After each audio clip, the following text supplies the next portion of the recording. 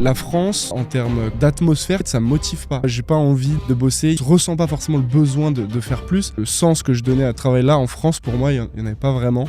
Comment, à 18 ans, peut être aussi dégoûté de la France, du pays? Très jeune, j'ai toujours vraiment pas du tout été en accord avec le système français de manière générale. J'ai l'impression que la France est un pays foncièrement débile dans la gestion. Quels sont pour toi les critères principaux qui t'ont fait choisir Dubaï? Le truc qui m'a le plus attiré à Dubaï, c'est même pas les impôts, c'est même pas les gens. C'est juste, pour moi, il y a une atmosphère là-bas que j'ai retrouvée nulle part ailleurs. Qu'est-ce que tu dirais à cette personne-là qui hésite encore à franchir ce pas?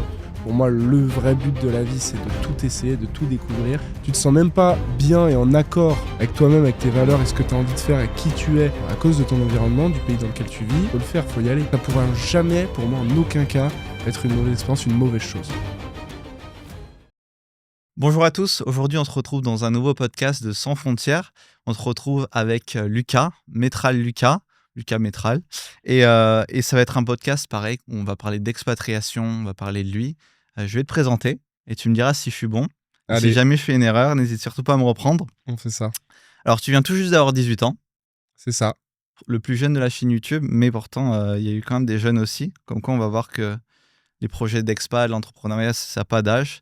Tu as démarré le business à 13-14 ans. Ouais, 14, ouais. Plus 14, mais c'est ça, ouais. Tu as même arrêté l'école en première pour te consacrer à ton activité. C'est ça, depuis un moment déjà, ouais. Ok, nice. Track record. Là, c'est le moment pour flex. Tu as généré plus d'1 million d'euros en CA accumulé.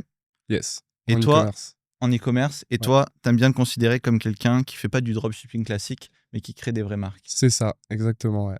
Est-ce C'est que je ça. suis bon? C'est parfait, Est-ce que tu as exactement. un Très bien truc résumé. à rajouter sur ta vie ou autre, qui est en lien avec le business, peut-être éventuellement ce qui t'a amené aujourd'hui à t'expatrier, on va en parler, à Ouais. Dubaï? Ouais, bah moi, du coup, donc, j'ai commencé le business un peu, on va dire naturellement. J'ai juste envie d'avoir un peu d'argent. Je voulais m'acheter des paires de chaussures. J'étais un peu dedans à l'époque. J'ai commencé par, du coup, l'achat-revente Vinted.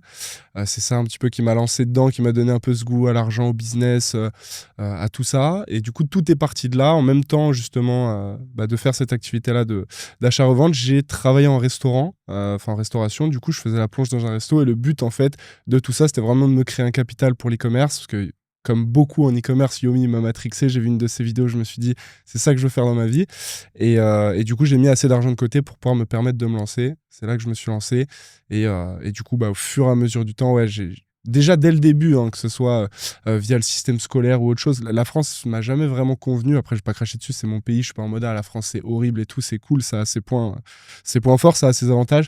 Mais ouais, j'ai vite voulu aller voir ailleurs, changer un petit peu d'état d'esprit, voir d'autres choses, d'autres cultures, d'autres mentalité aussi.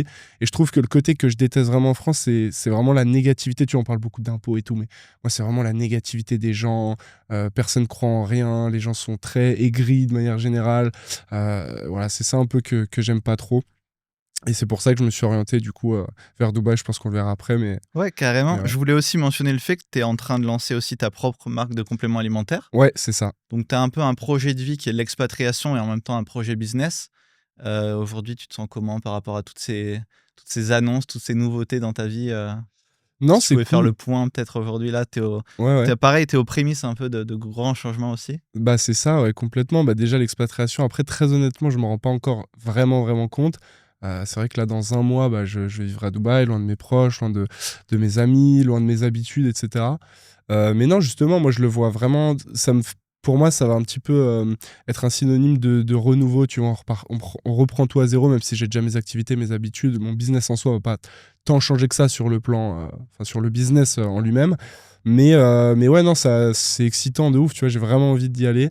Et j'ai même très hâte depuis un moment. Et d'ailleurs, j'allais pas très bien, tu vois, avant de m'expatrier, je voyais qu'il me manquait quelque chose. J'étais pas en accord avec mon quotidien, mon travail et tout, en fait. Et dès que j'ai vraiment pris la décision, tu vois, de m'expatrier, d'aller faire les papiers, de signer le truc, d'aller à Dubaï, de faire les démarches et tout, à partir de là, vu que je sais que ça va arriver, je suis mieux. Donc là, ouais, j'ai vraiment très hâte d'y aller. Marque de complément, pareil. J'ai vraiment hâte que ça sorte, que je commence à m'y mettre à 100%. Donc ouais, non, franchement, je suis au top. Vraiment hâte, quoi.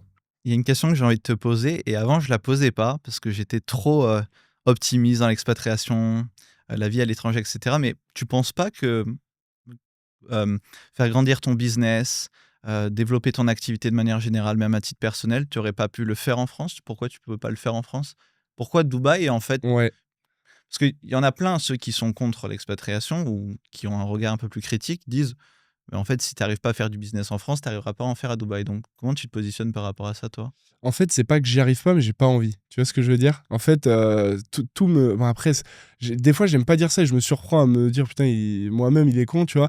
Mais en fait, c'est, ouais, la France, que ce soit en termes, comme je te disais au début, de négativité, d'impôts, même de juste, comment je pourrais l'appeler? D'atmosphère, tu vois. En fait, ça me motive pas. J'ai pas envie de bosser. Il y a pas d'activité, de trucs à faire, de gens à aller voir, de trucs qui me motivent. Donc, en fait, j'ai pas forcément envie de. Enfin, ressens pas forcément le besoin de faire plus, parce que pour moi, travailler, ça doit avoir un sens, tu vois. En fait, le sens que je donnais à tout ce travail-là en France, pour moi, il y en avait pas vraiment. C'est peut-être compliqué à expliquer, je sais pas si c'est compréhensible, mais ouais, c'est ce côté-là. À Dubaï, j'y suis allé plusieurs fois, même là, on est à Bangkok, je suis allé à Bali, etc. J'ai commencé à pas mal voyager ces derniers mois, et en fait, j'ai limite envie de rester dans ma chambre, tu vois. J'ai limite plus envie de rester dans ma chambre quand je suis dans des endroits comme ça parce que c'est inspirant, c'est motivant. Et là, je trouve aussi ouais, une utilité, voilà, un sens à ce que je fais. Et aussi, surtout, les impôts, bien sûr, c'est le truc principal. À quoi ça sert de faire 10 000 euros de chiffre d'affaires de plus par mois pour qu'au final, il te reste 1000 balles? Enfin, en fait, pareil, t'as l'impression que tu bosses, que tu grandis, mais au final, quand tu vois ce que tu as dans la poche, est-ce que c'est vraiment, vraiment, on va dire, ouais, utile de se tuer à la tâche pour faire un peu plus pour ce qui se reste au final dans la poche? Donc, voilà. Ouais. Dis-moi si c'est comme ça pour toi, mais je crois qu'on en avait discuté l'autre jour. Tu te brides presque, en fait, à pas exploser. Ouais, ouais, Enfin, complètement. c'est un peu prétentieux, mais tu te brides presque à pas encore plus t'investir dans ton business, même investir aussi en capitaux, etc. Parce que tu sais que derrière, bah, ça va pas vraiment te profiter. C'est ça, ouais, complètement. Et après, je pense que tu vois, c'est une mauvaise habitude que j'ai prise et je conseille pas du tout aux gens qui sont en France de faire ça. Mais je me suis tellement, moi, je suis quelqu'un qui me conditionne énormément. C'est-à-dire que quand j'ai un truc dans la tête, je sais que ça va arriver. J'y pense, je manifeste et ça arrive toujours. En tout cas, depuis mes débuts, ça a toujours été ça. Et en fait, vu que dès le début, je me suis dit, je vais aller à Dubaï, et ben en fait, c'était un peu, pour moi, c'était limite la date du début. Tu vois, là, c'était un peu la préparation. Je mets de côté ce qu'il faut pour pouvoir m'expatrier. Et après, je me mets 100% dans le taf. Et le fait de m'être toujours répété ces choses-là, en fait, je pense que ouais, mentalement, je me bride en France. Il y a des trucs que j'aurais envie de faire, mais je me dis, ah, attends, mais je vais attendre Dubaï, je vais attendre Dubaï, je vais attendre ci, je vais attendre T'as un ça. exemple? Ouais, ma marque de compléments alimentaires, en vrai, elle est prête depuis un long moment. Mais vu que je sais que j'allais fermer ma boîte en France, que quand je fais mes calculs, il me reste 5% par produit, après coût produit, coût pub, etc. Et en fait, tu te dis, ouais, à quoi bon? Je sais que c'est un gros projet, je veux m'y investir à 100%. Je mets comment dire, ouais, beaucoup d'espoir dans ce projet-là. Pourquoi le faire en France là où tout me dessert, tu vois? Donc je préfère attendre. Mais du coup, ouais, j'ai pris beaucoup de retard dans plein de projets, peut-être pas mal d'argent que j'ai pas forcément fait, des projets que j'aurais voulu faire et qui n'ont pas abouti parce que ça m'a saoulé, parce que c'est compliqué. Donc ouais, un peu tout ça, ouais, qui m'a bridé mentalement. Et là, du coup, ça va de mieux en mieux parce que je m'approche de la date où je vais pouvoir. Ouais, je suis persuadé, franchement, que juste en allant à Dubaï, je pense faire x3 minimum sur mes revenus sans forcément euh, plus travailler ou avoir l'impression de plus travailler, quoi. Souvent, avec les personnes que j'accompagne, je leur parle de l'expatriation comme un levier. Alors, il y a le levier moins palpable, c'est-à-dire se mettre dans un bon environnement, donc forcément, on est plus productif, etc. Mais des fois, en optimisant fiscalement ses revenus, en fait, en faisant le même travail, on va gagner plus. Donc déjà, c'est un levier de t'expatrier pour optimiser ta fiscalité. Donc, ouais, je comprends très bien ce que tu veux dire. Il y a un point un peu plus social, personnel, sur lequel j'aimerais bien te lancer. C'est le fait qu'à l'époque, quand tu étais en France, enfin à l'époque, là tu es, en transition, mais quand tu étais plus jeune, quand tu as démarré le business à 14 ans, etc., généralement, on passe un peu pour un ovni.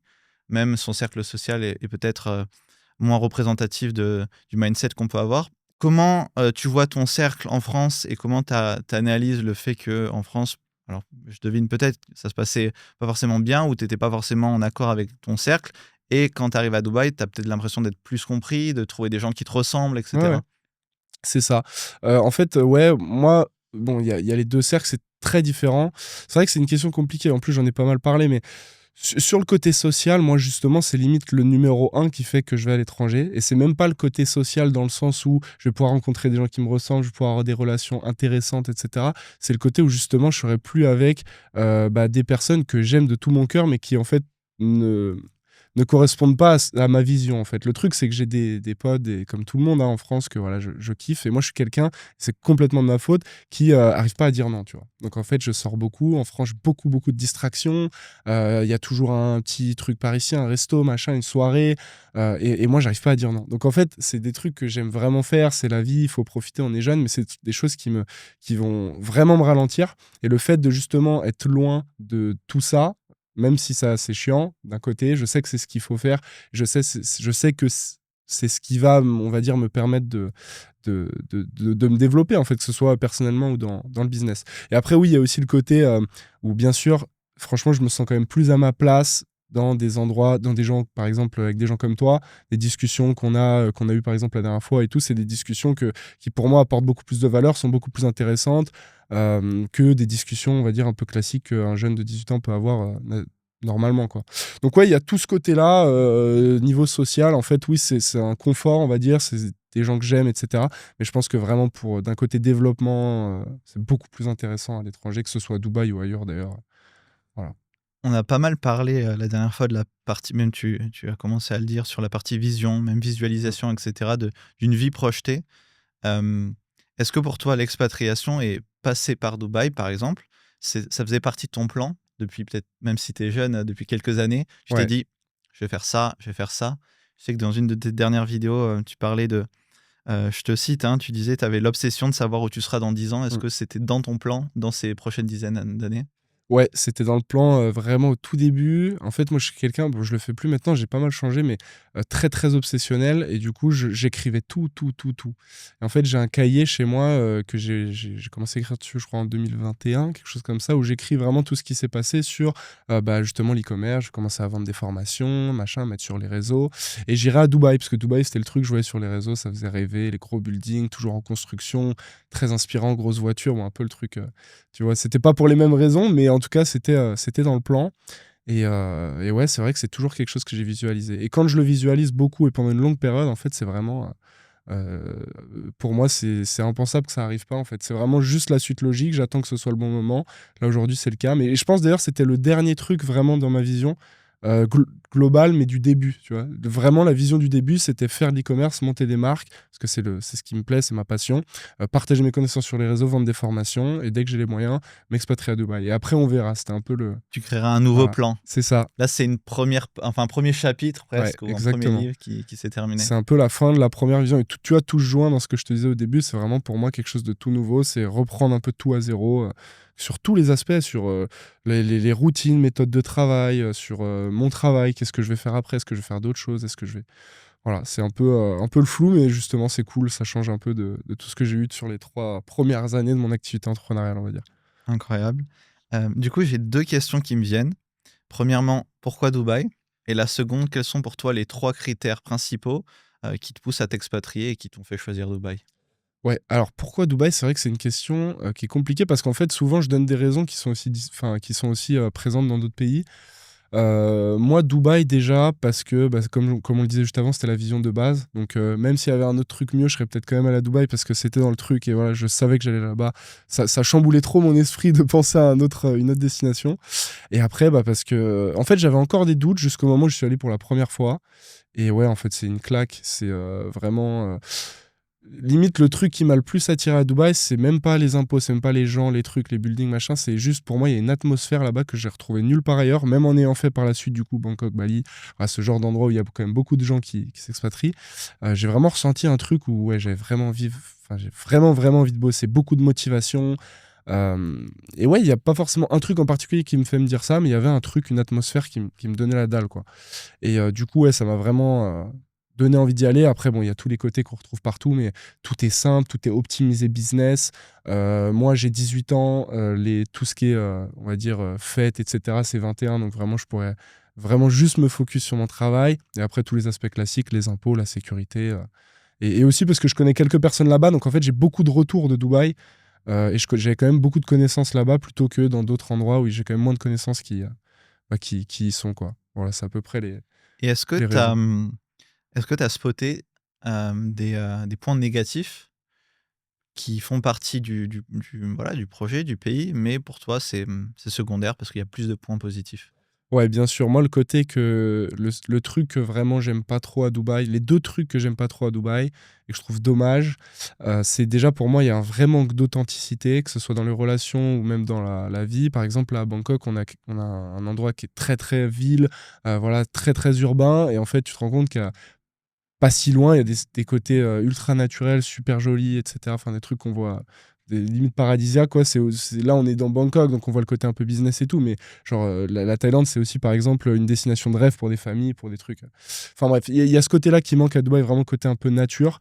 Et quand je parle d'authenticité, je parle aussi des gens. C'est très. Il y a des exceptions comme partout, mais les gens à Dubaï, c'est vraiment très argent. Combien tu gagnes par mois, machin. Je te juge à ton Instagram et tout. Et c'est le truc qui, ouais, me correspond un peu moins. Mais justement, comme tu le disais, c'est des points qui, oui, sont là, il faut les prendre en compte, mais comparé à tous les avantages à côté, c'est rien, quoi. T'as l'impression que les relations, elles sont très intéressées au sens Ouais, ouais, ouais. transactionnel du Ouais, terme? ouais, complètement. Ok. Ouais.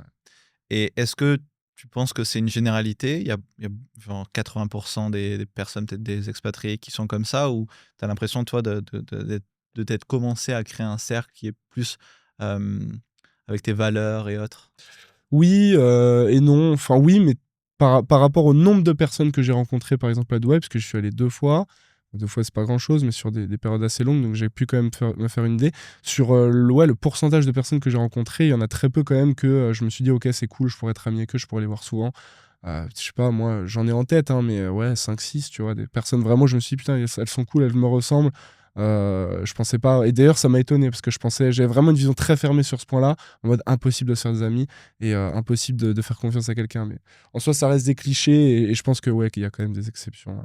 C'est pas, mais ça reste une majorité pour moi quand même. Ouais. Ouais, carrément. Et du coup, concernant les points négatifs et les points positifs, si tu peux me donner un exemple de quelque chose qui t'a vraiment marqué en positif à Dubaï, une histoire, un fun fact et une expérience un peu plus négative que tu voudrais partager.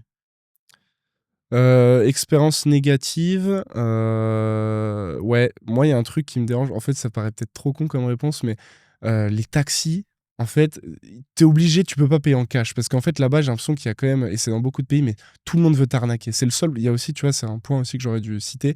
Vraiment, à Dubaï, j'ai l'impression qu'il faut être ultra sur ses gardes, quoi, au niveau financier, que ce soit avec les gens avec qui tu vas acheter. Dès qu'il y a du cash, dès que c'est pas réglementé, dès que c'est pas une carte, ouais, moi je me suis beaucoup fait arnaquer par les taxis, les trucs dès qu'il y avait du cash. Donc ouais, c'est un peu chiant et à la longue c'est chiant, tu vois. Donc ouais, vraiment je fais attention à chaque fois le Karim dès qu'il y a un taxi qui vient, qui me dit tu veux taxi? Non, non, je commande et tout mon truc. Ça c'était un peu chiant. Bonne expérience, il y en a tellement. En vrai, des Une en activités. particulier. Une en Peut-être un souvenir particulière, ou autre. ouais, moi j'ai bien aimé, il y a un resto, j'ai oublié le nom, qui est au mall, vue sur les fontaines, qui est magnifique. Et en fait, je trouve que avoir, et qui est pas si cher, je crois que j'ai payé un truc comme 30 euros, tu vois.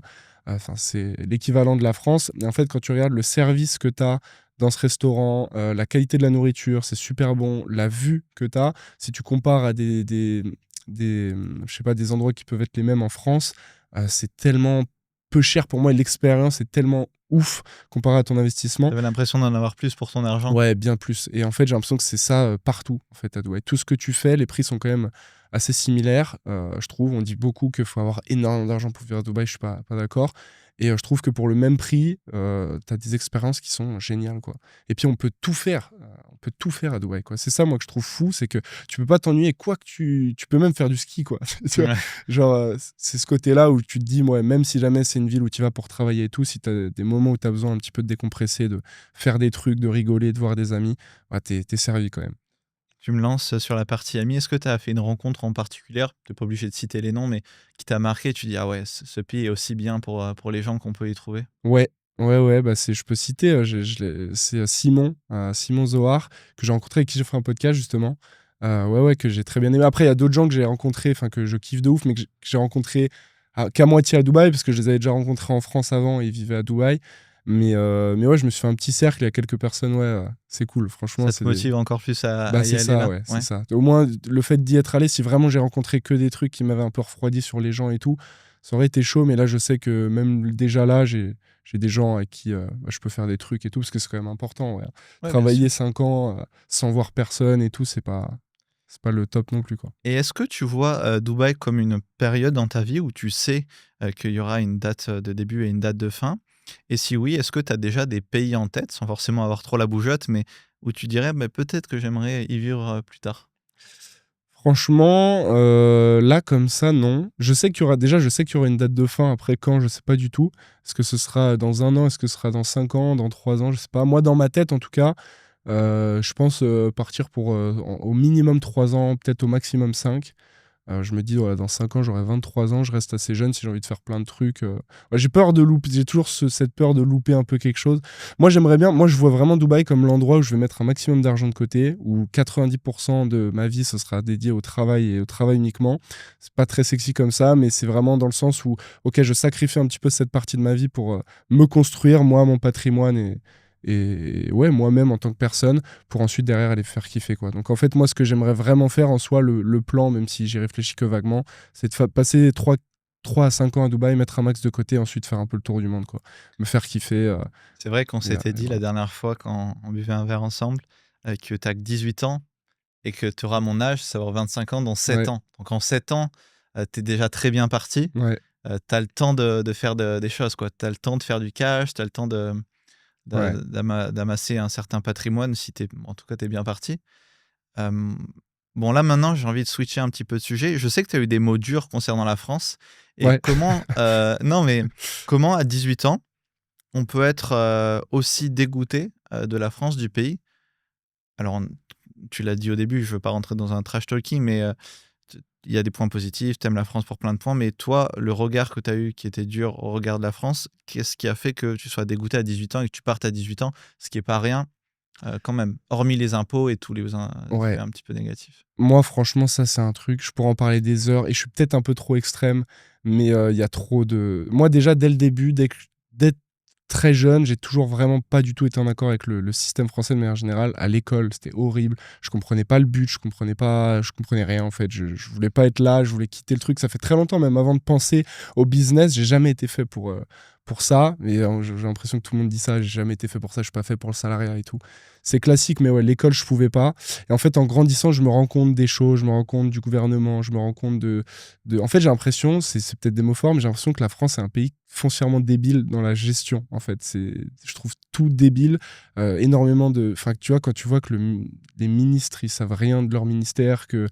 Enfin, ouais, c'est n'importe quoi. Il y a trop de trucs qui vont pas. J'ai aussi une mère qui est aide-soignante, qui bosse dans le public. Quand je vois franchement le taf qu'elle a à faire pour combien elle est payée, la gestion justement de ce genre d'endroit, on a l'impression qu'on paye énormément d'impôts, on paye énormément d'impôts qui est censé aller dans justement ces services-là, c'est les hôpitaux, les choses de genre, et en fait on voit qu'il n'y a rien qui est fait, donc je me pose aussi la question où va notre argent. Mon père qui est chef d'entreprise aussi, il a une boutique de cuisine, qui se fait tuer, il comprend rien, il n'est pas éduqué à ça, et du coup il se prend des... Enfin, en fait, ouais, tout ce qui est autour de moi, tout ce que je regarde, ça me convient pas. Je parlais aussi au début de négativité. Les gens, j'ai l'impression qu'ils sont pas du tout. Justement, y a vraiment pas cette fibre business comme on peut retrouver dans d'autres pays. Il y a encore tellement de trucs, mais sinon, je fais un monologue et ouais, la France, c'est vraiment pas quelque chose qui me correspond. Ouais. Franchement, le seul truc qui est cool, après, faut bien discerner, c'est ce que je dis souvent, faut bien discerner le gouvernement du pays. Le pays, la France, son histoire, ses valeurs, les endroits, enfin, c'est très cool, j'aime bien la France, et pour moi, il n'y a rien de mieux qu'un été, justement, dans le sud de la France. Mais ouais, vraiment sur le côté gouvernemental, les décisions, etc., ouais, je peux pas. Pour faire un parallèle avec Dubaï, je me faisais une analyse quand tu parlais. Peut-être que, les entrepreneurs comme toi, ils comprennent beaucoup mieux Dubaï qui est géré comme une Mm. entreprise, alors que la France, on a un peu l'impression que c'est une grosse machine où il se passe plein de trucs dedans, mais Mm. personne sait. Ouais. Même les gens qui font partie du système, ils ont pas l'impression de tout comprendre.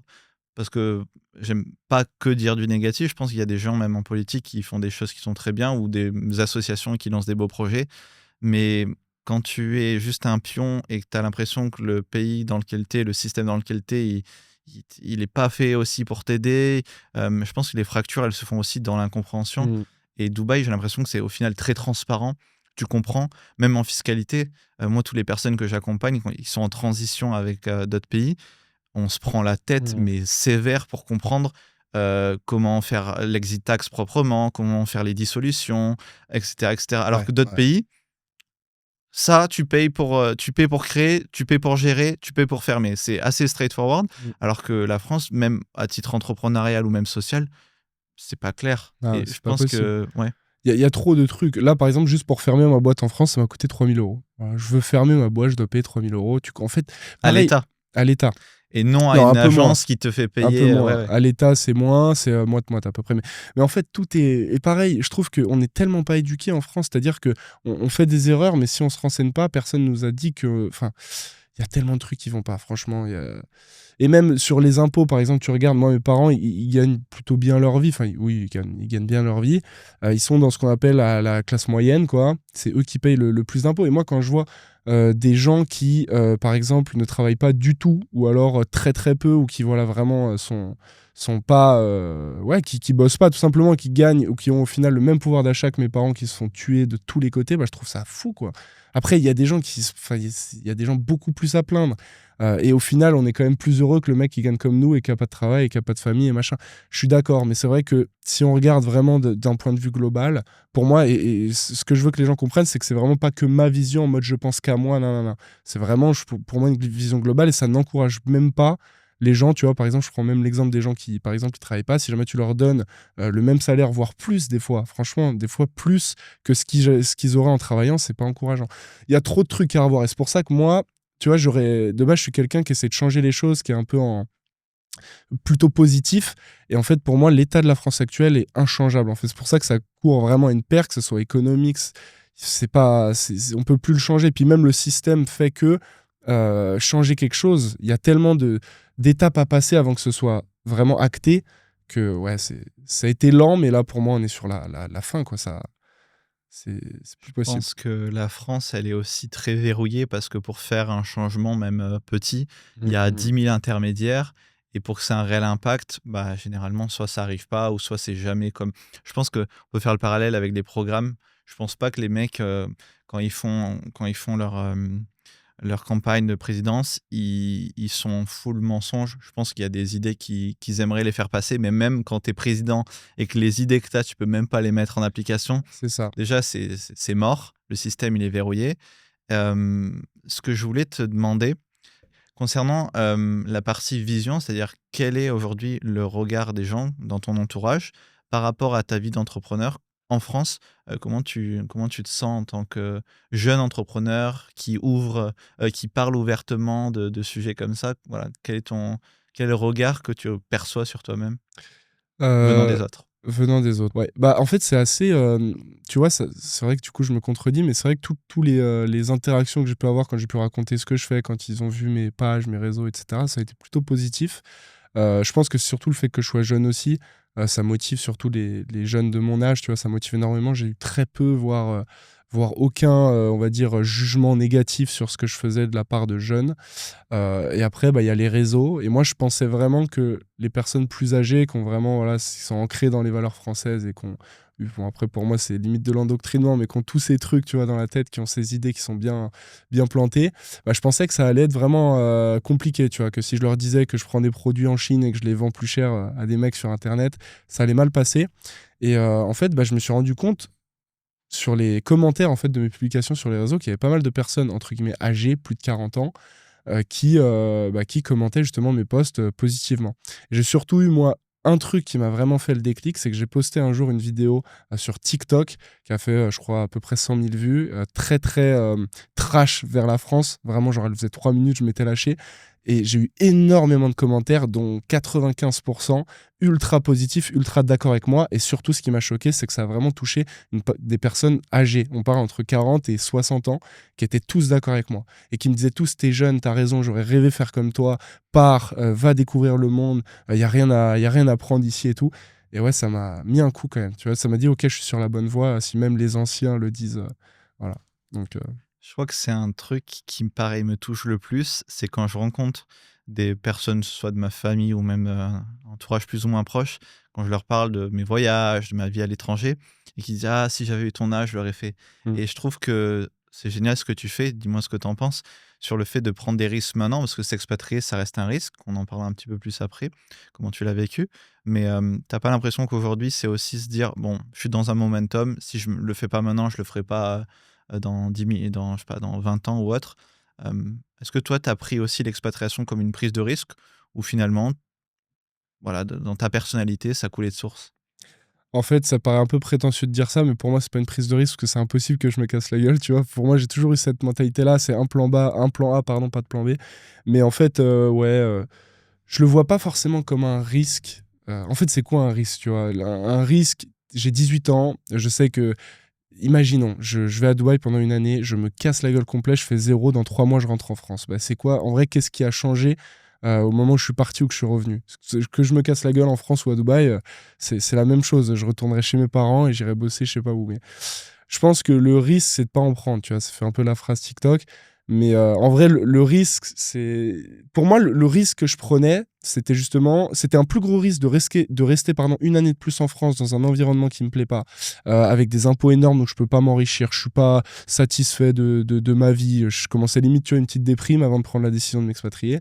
C'était pour moi plus un risque pour ma santé, pour ma profession, burn-out, etc., plutôt que de partir, tu vois. Donc en fait, je pense que chacun a sa vision du risque. Moi, en tout cas, le risque, c'était de rester. Et la bonne solution pour moi, c'était vraiment de partir, quoi. Et qu'est-ce qui a été le plus dur pour toi, peut-être hormis la partie purement technique administrative, à t'expatrier? Est-ce qu'il y a un point en particulier où voilà, ça t'a pris du temps à acter la prise de décision? Non, franchement, non. En fait, ça revient encore une fois à la visualisation. Ça a tellement été une évidence que ça s'est fait. J'ai même pas eu tant d'émotions pendant le truc, tu vois. Tu sais, souvent, les gens, quand ils prennent des décisions comme ça, ils sont en mode putain, ça y est, c'est maintenant et tout. Peut-être que j'aurais cette sensation-là en prenant l'avion pour y aller sans vraiment revenir, mais non, ouais, c'était comme si je l'avais déjà vu, que ça s'était déjà passé. Je suis allé faire les tests, les machins, j'ai eu mon Emirates ID et puis voilà. Mais je pense que la réalisation, la vraie réalisation, je veux vraiment la voir quand je serai dans mon appart, que j'aurai posé mes affaires et que, ok, c'est bon, quoi. Tu diras: «Ça y Ouais, est, je suis, ouais, je pense. résident dubaïote». Ouais. Hem, D'ailleurs, je relève un petit peu tes mots. Hem, Tu disais dans un de tes podcasts que, il fallait pas forcément gagner, des dizaines et dizaines de milliers d'euros, voire des centaines de milliers d'euros pour vivre à Dubaï. Est-ce que tu es toujours d'accord avec ça? Et pour toi, est-ce que tu aurais un montant, du moins de ton point de vue, minimum à gagner par mois pour vivre à Dubaï confortablement? Ouais, j'ai fait pas mal de calculs quand même. J'ai regardé un peu. Je pense que ça dépend de la vie, du train de vie de chacun. Mais si jamais on parle des besoins primaires, quoi, vraiment vivre, avoir un toit, pouvoir manger sans se priver, une ou deux activités enfin, une activité par semaine, tu vois, un resto, un truc. Pour moi, ouais, vraiment avec 3 000 euros, c'est possible. Si vraiment tu te restreins énormément. Et pour moi, à partir de 5 000 euros, tu peux vivre cool, enfin, bien, quoi. En fait, ça veut dire quoi, bien? Encore une fois, ça dépend de ton Une train de vie. perspective, ouais. Mais tu peux avoir un petit appart, une chambre sur JVC pour 1200, 1300 € par mois. Tu peux, je sais pas, te commander tes repas pour pas si cher que ça, pour aller 1 000 € par mois. Tu commandes tous les jours, quoi, tous les jours, matin, midi, soir. Tu vas faire une ou deux activités, t'en fais pas tous les jours, tu t'es censé travailler, c'est pas si cher que ça. Pour moi, il n'y a pas vraiment Ouais, à 5 000 euros, tu peux largement t'expatrier, quoi. C'est ce que tu as budgétisé pour toi en dépenses, au niveau de l'appart, de la vie Ouais, quotidienne et cetera? bah moi j'ai budgétisé mes dépenses sur en gros combien je dois faire sur une année parce que je paye tout à l'année à Dubaï, tout à l'année. Donc j'ai vraiment budgétisé, ok, moi faut que je fasse un truc comme 8 000 € par mois pour avoir exactement le train de vie que je veux avoir. Et à partir de 8 000 € à la fin de l'année, si j'ai fait 8 000 € par mois, je suis à zéro et je peux recommencer une nouvelle, tu vois. Donc non mais OK. j'ai fait tous les petits calculs comme J'aime ça, tu bien. vois. Et ouais, je trouve que. Et encore, tu vois, j'ai quand même des exigences sur plein de trucs qui m'ont amené à ces 8 000 €. Mais si jamais tu vis. Je pense qu'avec 5 000 €, tu vis mieux à Dubaï avec 5 000 € qu'en France avec 5 000 €. Franchement. Je, OK. je pense que oui. Si jamais tu prends le 5 000 € net, ouais, largement, je pense. Franchement, tu t'es plus épanoui, tu vis mieux, tu regardes peut-être tu payes un peu plus ton loyer, mais dans ton immeuble, tu as piscine, salle de sport, sauna, hammam, machin. Ouais, tu pas jamais de la vie ça en France. Franchement, ouais, moi je trouve qu'en termes de confort de vie, avec le même budget, t'es mieux à Dubaï. Ouais. Après, c'est peut-être. Ça dépend, mais pour moi, ouais. Non, mais je suis d'accord sur certains points. Tu peux avoir une vie normale, hein, à Dubaï. Mais après, je pense qu'il y a un truc qu'on minimise, c'est les tentations. Oui. Quand je vois des personnes qui disent: «Ouais, je veux m'expatrier» et cetera, moi, je suis quelqu'un de très simple. On me le dit tout Mm. le temps. Je dépense pas, je vais me lock-in et cetera. Mais parce que tu vis dans le fin fond de la France. Là, si tu vas dans des belles villes, très dynamiques avec plein d'activités, plein de choses à faire, Dubaï, Bangkok ou encore plein d'autres qu'on pourrait imaginer, des choses que tu pouvais pas imaginer parce que ça existait simplement pas, bah là, ça va être devant toi. Donc peut-être que ça va te changer de lifestyle. Et au final, c'est bien parce que ça va te pousser à faire plus d'argent parce que Ouais, tu ouais. kiffes tellement que. Est-ce que tu pourrais me dire peut-être à peu près combien ça t'a coûté l'installation à Dubaï, plutôt sur la partie administrative?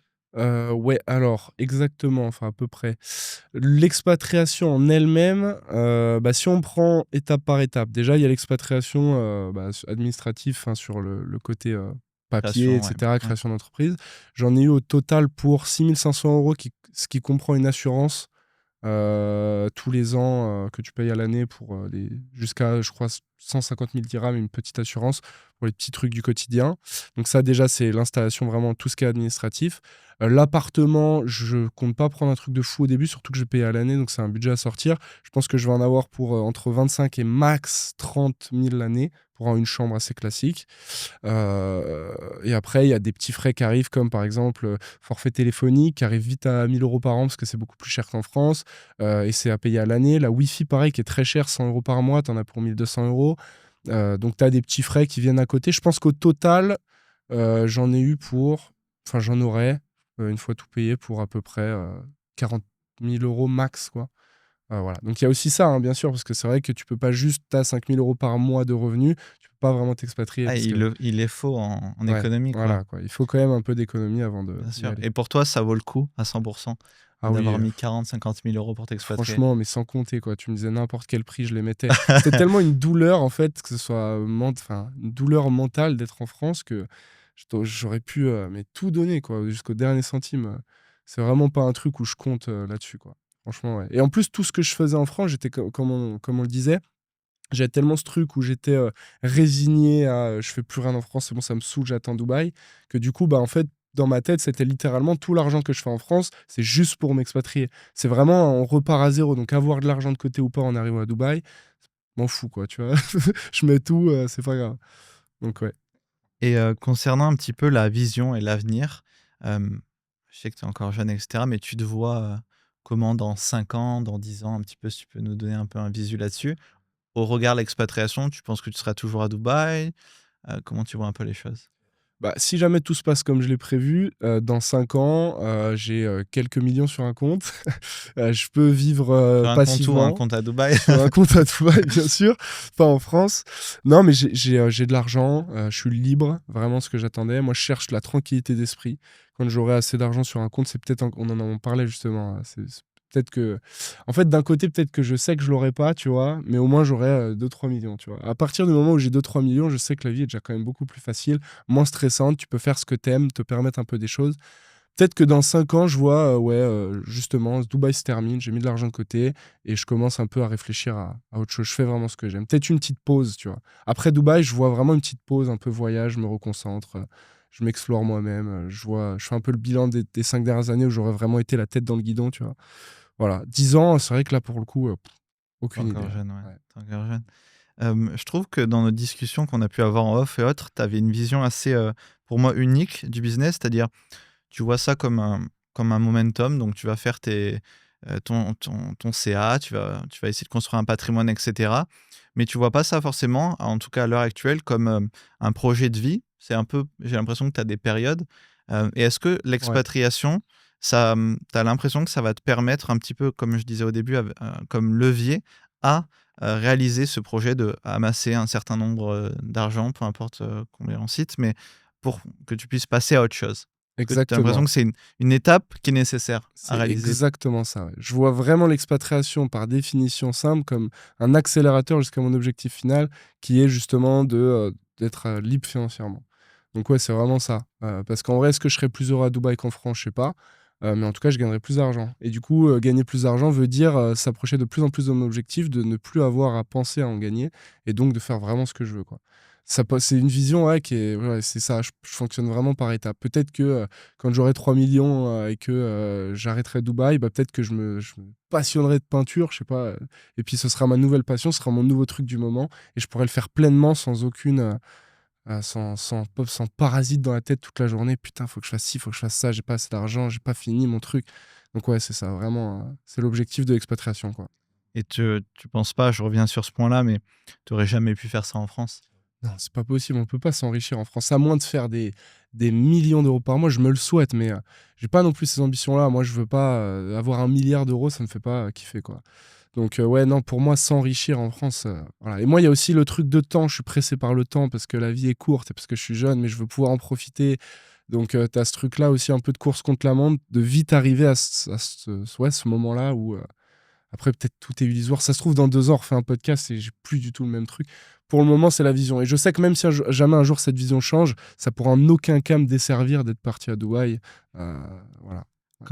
Quand je parle de levier, tu sais, sur l'expatriation et sur l'optimisation fiscale par conséquent, ça permet vraiment, j'ai l'impression, de squeeze le temps, tu sais, de raccourcir le temps. Parce que pour faire en perso, je sais pas, 1 million, je donne un exemple, bah, peut-être que ça te prendra en France 5 ans, alors que à Dubaï, par exemple, dans une localisation où tu peux optimiser ta fiscalité et avoir beaucoup plus de liberté là-dessus, bah, ça te prendra peut-être que 2 ans ou 2 ans et demi. C'est Donc en ça. fait, les mêmes tâches que tu vas faire, elles vont simplement te permettre d'accélérer dans le temps.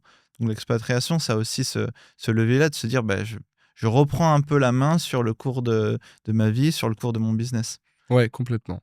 Ouais, c'est exactement ça. C'est vraiment un levier. Et pour moi, ouais, Il y a aussi un truc que tu mentionnais sur le fait de tu penses pas pouvoir t'enrichir en France, etc. J'ai un peu l'impression, tu me diras ce que tu en penses là-dessus, qu'en France, pour optimiser sa fiscalité, pour payer moins d'impôts, etc., c'est pas pour le petit entrepreneur qui démarre, voilà. c'est pas pour le freelance ou c'est pas pour un simple salarié qui peut rien faire, il peut juste accepter son impôt sur le revenu, ses impôts sur le logement, etc. Alors que quand tu es très riche, bah, il y a des montages, tu peux lever de la dette, tu peux Ouais, investir, ouais. réinvestir, etc., avoir des holdings, des systèmes intéressants. Mais ça, c'est pas pour le mec qui fait 5 000 € par mois. Ah Il non, va c'est payer son dédié URSSAF et au. il va fermer sa gueule, quoi. Ouais, bien sûr. C'est même pas dédié à ceux qui font 100 000 € par mois, pour moi. À part si t'es, ouais, en mode entrepreneur en ligne et tout. Mais pour les boîtes dans le physique, par exemple, c'est même pas dédié à eux. Il y a des choses qui sont possibles, mais c'est de la prise de tête, quoi. Franchement, moi, je sais pas comment il fait Bernard Arnault, par exemple, qui a encore une grande partie de ses impôts payés en France. Euh, Enfin, ouais, non, c'est énorme. Tu peux t'enrichir, mais tu peux t'enrichir partout au final. Même si tu as 90% d'impôts, si tu es très bon, que tu gagnes énormément d'argent, tu peux t'enrichir. Mais la facilité de le faire en France, elle est à même pas 1% de ce que c'est. C'est simple, à Dubaï, moi je vends un coaching à quelqu'un, il me donne 2000 €, j'ai 2000 €. En France, j'ai calculé sur une SAS, donc la société que j'avais, bah, j'ai 800 balles, quoi, tu vois. Et même l'argent qu'ils me prennent en impôts, c'est de l'argent que j'aurais pu réinvestir pour faire peut-être plus, tu vois. Tu as aussi ce truc où il faut payer vite, faut machin, tu as la TVA qui te sort tous les mois à 20%, c'est pas possible, tu t'y retrouves jamais. Donc pour moi, oui, le seul moyen de vraiment gagner de l'argent, profiter de ton argent en France, c'est de faire des millions d'euros, quoi. Des millions et des millions. Tu te rends compte, sur 1 million d'euros de chiffre d'affaires, tu sais, les gens, ils pensent que je suis riche, en fait. Tu sais, j'ai fait 1 million de chiffre d'affaires en e-commerce, waouh, tu vois. Mais la moyenne de bénéfices, elle est à 40% en brut. Tu enlèves les impôts, il reste que dalle, tu vois. Sur 1 million, j'ai pris 200 000. Et encore, je sais même pas si je les ai pris, tu vois. Ah, c'est ça. Pour moi, c'est impossible, quoi.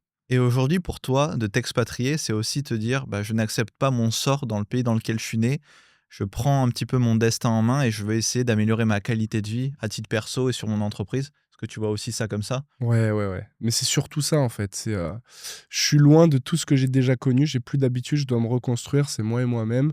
Et du coup, que ce soit, ouais, c'est sur des trucs très simples, mais l'heure à laquelle je me lève, l'heure à laquelle je me couche, ma routine, comment je mange bien, le sport. Je vois vraiment comme un peu le sanctuaire, tu vois, où je reste dans mon truc, je bosse, je gagne de l'argent, je prends soin de moi pour en ressortir, bah ouais, comme la personne que je veux être, quoi. Donc ouais, c'est vraiment me reconstruire du tout au tout, quoi. Ouais. Et qu'est-ce que tu dirais à une personne qui pourrait se ressentir en regardant ce podcast, en toi, se ressentir en toi et se dire, «Ah, j'hésite encore à m'expatrier», peu importe le pays, on s'en fout que ce soit Dubaï ou ailleurs.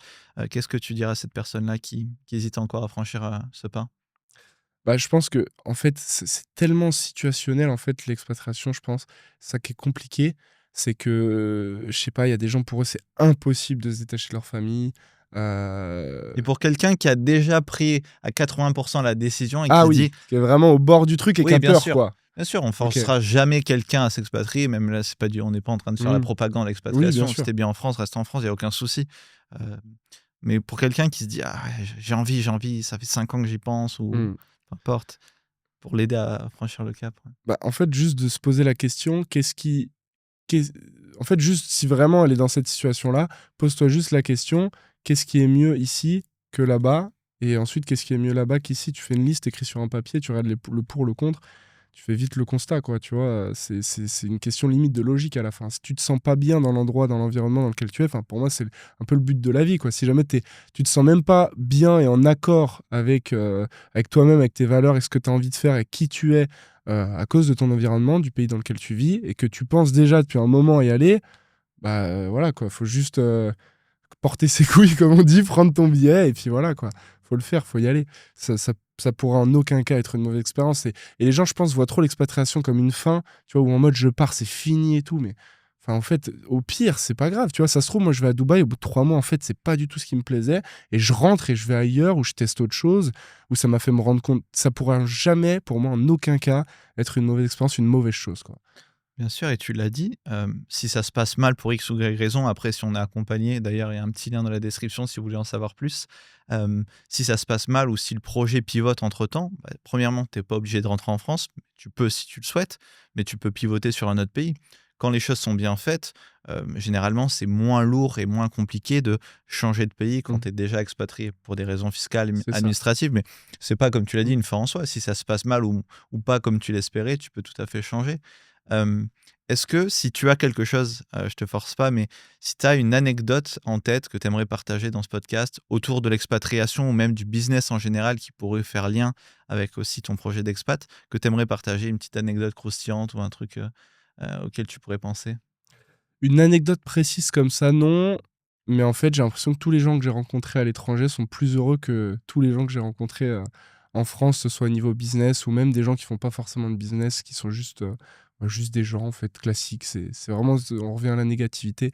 Donc une anecdote précise, non. Mais ouais, en fait, j'ai l'impression que tous les gens que je rencontre, et surtout à Dubaï d'ailleurs, sont vraiment beaucoup plus successful, beaucoup plus inspirants et beaucoup plus heureux, en fait. Donc, tu vois, moi, à chaque fois que je vois quelqu'un qui est expatrié à Dubaï, je vois sa vie, je vois comment il est, je vois comment il taffe. Il y a des exceptions. Je me dis, putain, mais c'est ça que je veux, tu vois. Et quand je suis en France, bah non, je veux pas, surtout pas, tu vois. Donc, ouais, c'est ce côté-là, ouais. C'est pas d'anecdote, mais ouais, il y a des gens en particulier que j'ai rencontrés. Je me dis, putain, ouais, c'est exactement ça que je veux, tu vois. Et c'est ça aussi qui m'a confronté, enfin, qui m'a on va dire, Conforté? encouragé dans Ouais. mon idée de vraiment, il faut que je parte, quoi. Et là, on est à Bangkok. Je sais pas si on l'a précisé dans le début de l'interview, mais Ouais, comment tu te sens ici dans cette ville, qui est si spéciale? ouais. Bah, en fait, je pense que c'est beaucoup trop tôt pour le dire. Parce Ouais. qu'en fait, ça fait quoi? Ça fait 4 jours que je suis là? 5 jours? Un truc comme ça. Et franchement, j'ai pas fait grand-chose. Il y a 2 jours où je me suis bien mis, tu vois, à bosser et tout, donc j'ai pas vu. Après, de ce que j'ai vu, c'est cool. Après, c'est ce que m'a dit aussi mon associé, parce que mon associé Antoine, lui, comme tu sais, bah, que tu l'as rencontré, il a fait 3 mois ici et il a kiffé bah, l'endroit. Mais non, franchement, dans l'ensemble, c'est cool. Ça ressemble un peu à Dubaï. T'as quand même ce truc inspirant, ça se construit, les vues sont belles. Ouais. En fait, c'est vrai que c'est assez similaire à Dubaï, franchement. Et le truc que tu aurais quand même en plus à Bangkok que t'as pas à Dubaï, c'est ça qui manquerait pour moi là-bas. C'est ce côté plus authentique, plus naturel, où tu peux, tu vois, comme on le disait, à 45 minutes d'avion, aller à Koh Samui, et t'es dans un endroit qui est paradisiaque, quoi. Donc c'est un peu ce qui manquerait, ouais. Ouais. Ouais, je suis d'accord avec toi. Bangkok, je pense que c'est pas fait pour tout le monde, comme toutes les villes d'ailleurs, mais pour quelqu'un peut-être qui n'est pas forcément branché Dubaï, mais qui veut une ville inspirante, tu vois? Voilà, Bangkok, c'est presque chaotique, mais c'est presque un chaos, organisé, j'ai envie de dire. Et en venant ici d'ailleurs, pour te dire, je me faisais une réflexion sur le fait que Bangkok et la Thaïlande en général, j'ai l'impression que c'est peut-être avec moins de règles administratives, fiscales et Mhm. autres, mais plus de règles sociales, ce qui fait Mhm. qu'il y a même si on a l'impression que c'est mal organisé, etc., il y a une forme de respect, il y a des gens qui sont super sympas, enfin, les gens sont très ouverts. Mais par contre, pour tout ce qui est business, la vie du quotidien, bah, les gens ils sont beaucoup plus libres. Et je trouve Mhm. que c'est plus sain d'avoir une société Ouais, largement. où il y a beaucoup de règles sociales, c'est-à-dire bah, les gens dans le métro, ils se bousculent pas, ça klaxonne pas, ça s'insulte pas. Si tu fais une bêtise, tu vas être réprimandé Ouais. réellement. Dubaï, c'est pareil. Mais il y a beaucoup plus de liberté, donc forcément moins de règles administratives. qui te permet de pouvoir entreprendre, innover. Et c'est ce qui fait tourner un pays, j'ai l'impression. Je sais pas ce que tu en penses. Ouais, non, mais je suis complètement d'accord. Et je trouve que, tu vois, justement, c'est un peu l'entre-deux En fait, pour moi, Bangkok, c'est un peu l'entre-deux, pardon, entre les deux extrêmes. Donc, Dubaï, vraiment ostentatoire, nan. Et tu sais, après, on a Bali. C'est beaucoup aussi, en ce moment, beaucoup Bali, voilà, pour très peu d'argent. Tu vois, très, très naturel, très, très authentique, machin.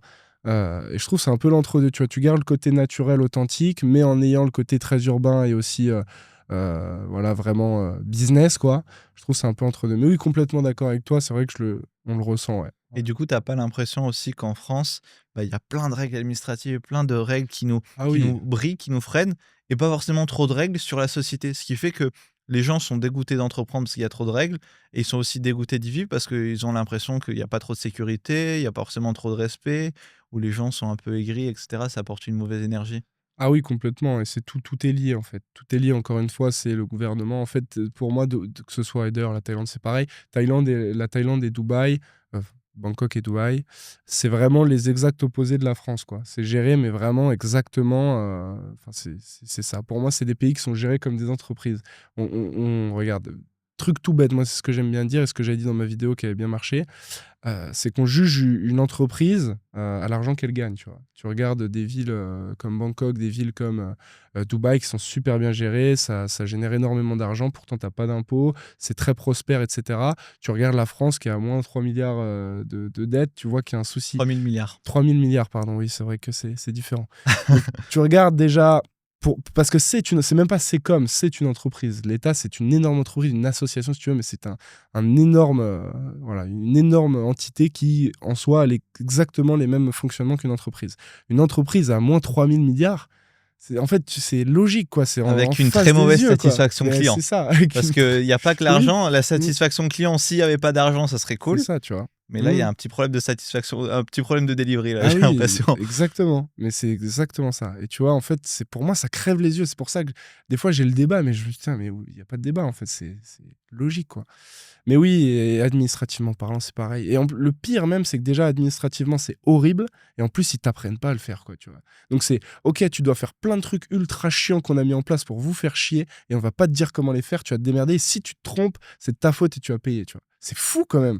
Et c'est ça, hein, mot pour mot, c'est exactement ce qui se passe en France, quoi. D'ailleurs, ce qui est dingue, c'est quand même, on a des très bons entrepreneurs en France et des mecs comme Legal Place qui ont créé des sites pour faire le travail que normalement l'État devrait Non, mais faire, c'est fou, quand même. sont là pour remplacer un petit peu l'État. C'est-à-dire Ouais. qu'ils ont mis une surcouche parce que l'État, enfin, la partie administrative que nous met à disposition l'État, elle marche pas ou elle marche très mal. Et du coup, il y a des entreprises, donc des innovateurs, des gens qui prennent des risques Ouais. pour améliorer ce que l'État normalement devrait Non, mais faire. c'est complètement fou. Parce que toute entreprise, en général, part d'un problème. Donc, et les entreprises qui marchent le mieux sont celles qui résolvent le plus gros problème. Legal Place, c'est une licorne, le truc, tu vois. C'est des millions. Je sais même pas si ça vaut peut-être 1 milliard, je crois. Je sais pas. Je crois Mais que en tout c'est. cas, j'ai pas d'affiliation, je fais Ouais, rien ouais. avec Non, eux, mais non, mais en je plus. trouve qu'ils font un super taf. Ouais, moi non plus. En plus, je suis même jamais passé par eux, tu vois. Mais ouais, quand tu regardes, putain, l'argent qu'ils font, donc c'est vraiment qu'il y a un problème, tu vois. Petite anecdote, j'avais vu une interview du CEO, d'ailleurs j'ai oublié son nom, je le mettrai juste ici. Tu as rencontré Mounir Majoubi, qui était ministre du numérique à l'époque. Qu'est-ce qu'il t'a dit sur Legal Place? C'est très marrant cette rencontre parce que Mounir Majoubi, Entre eux deux. Alors, je suis pas forcément pour rendre Legal Place public, mais qu'ils intègrent en natif Mais oui. cette solution pour que le site marche bien. Les pays, les Émirats Arabes Unis, Dubaï et autres, j'ai l'impression qu'ils font super attention aussi au design de leur plateforme, que les gens soient contents en général. Là, tu vas sur le site de l'URSSAF ou même quand tu fais ta déclaration d'impôt, C'est horrible. j'ai Tu des clients, ils comprends font rien. des crises d'angoisse. Hein. Non, mais et en plus, moi, quelqu'un de très anxieux et tout, mais laisse tomber, quoi. C'est impossible. Genre, je comprends pas le truc. Et oui, vraiment, Legal Place, c'est normal, c'est sûr que ça allait marcher, c'est sûr. Mais ouais, c'est trop compliqué. Et en fait, c'est justement, ça a été créé pendant, c'est ce que je disais, ça a été créé pendant tellement longtemps, ça a tellement été une habitude que ça changera jamais, quoi. Peut-être dans 200 ans, mais c'est mort, là. C'est mort. C'est inchangeable. Il y a tout à changer. Tu te rends compte, tout changer en même temps. C'est pas possible. Ils arrivent même pas à voter le budget, putain. On n'a pas de budget encore. Hein. C'est fou, quoi. C'est réel. Bon, je crois qu'on arrive vers la fin. J'aimerais bien finir sur une note positive. Positive, ouais. Est-ce que tu voudrais partager peut-être un dernier truc sur en général sur toi ou sur l'expatriation, sur la vie, le business en général. Mais une note positive, je compte sur toi. Ouais, non, moi je pense qu'à tout le monde, le but c'est, comme tu disais, c'est pas du tout de faire la propagande de l'expatriation. Le but c'est d'être dans l'endroit où tu te sens le mieux. Moi, le conseil que j'ai, c'est sans forcément être ultra, euh, on va dire, sans forcément prendre une décision à chaud. Voilà, si tu te sens pas bien dans l'environnement où t'es, prends un billet, va une semaine dans un endroit qui te paraît cool, teste et tu verras si tu veux y aller ou pas en fait. Mais le plus important, c'est si tu te sens pas bien dans un environnement, si tu te sens pas en accord avec toi, avec ton intérieur, si tu te sens pas bien tout simplement, bah genre bouge quoi, fais en sorte que ça bouge. Et pour moi, les entrepreneurs, c'est beaucoup ça. Et malheureusement, cette question, c'est beaucoup la France, tu vois. Et on voit beaucoup de gens quand même qui résolvent leurs problèmes via une expatriation. Donc voilà. Pour les personnes qui se sentent pas forcément en accord avec la France, vraiment tester parce que c'est. Ouais, pour moi, c'est le meilleur truc, quoi. Et ça reste du voyage, ça reste découvrir d'autres choses. Pour moi, le vrai but de la vie, c'est de tout essayer, de tout découvrir. Et je pense que ouais, c'est vraiment, ça peut être la meilleure expérience qui soit pour n'importe qui, même si ça se passe mal, je sais pas si tu vois ce que je veux dire, d'aller tester quelque chose d'autre, d'aller bousculer ton quotidien. Voilà, donc ouais. Ok, je te remercie pour ce mot de la fin. Pour tous ceux qui ont un projet d'expatriation, vous avez un premier lien dans la description. Vous avez 2 liens en vérité. Un pour choisir un pays, pour vous conseiller un pays dans un quiz qui est très rapide, qui prend 30 secondes et ça vous donne une liste de pays qui pourraient vous correspondre en fonction de vos critères. Et si vous voulez prendre un appel avec moi, qui est totalement gratuit, un appel de consulting en expatriation, un appel de conseil, vous pouvez aussi le faire. On prendra 30 minutes pour parler de votre projet ensemble et éventuellement vous aider par la suite. Voilà, je te remercie infiniment Lucas pour ce podcast. Merci pour ton invitation. Avec grand plaisir et à la prochaine. Bye bye.